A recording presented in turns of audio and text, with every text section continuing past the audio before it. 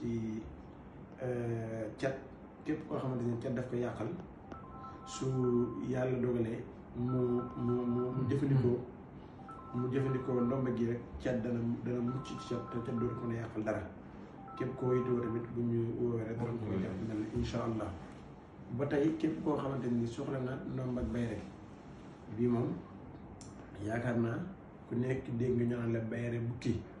lii mooy bayre bukki ndax lii lañ koy awee deru bukki la bi maanaam nii nga koy awee takk ko bayre bu foor a foor la bayre bu am doole moo tax ñi mun koo liggéeyal nit jox ko te boolewuñ ci kaaraange gi moo tax dañ ci boolewaale kaaraange gi moom bayre bu am doole la dañ la xëccal nit ñi ñu ñëw ci yow moo xam góor ñi moo xam jigéen ñi moo xam xale yi moo xam ndaw ñi te nit ñi ñëw ci yow ñëpp dañ lay amal njëriñ di la jox seen alal te wax na aw karxam waaye nag amaale na kaaraange moom bu ci kenn tiit ak loraange wala dara ni bayre bi fooree noonu la amaale kaaraange bu ko mën a protéger. ginnaaw loolu yëre bi moom yaakaar naa li ngeen bëgg koo miin waaye nag duñ tàyyi ci di leen ko woon ndaxte ay njëriñam moo toll noonu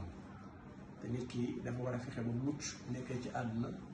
bu muccee fexe ba mos comme loolu gars yi naan mucc ak mos te ñaar yooyu rek moo am solo lool nekk ci àdduna boole mucc ak mos te yëre bi koo boole boo ko yoree da nga am xéewal da nga mucc ci mboole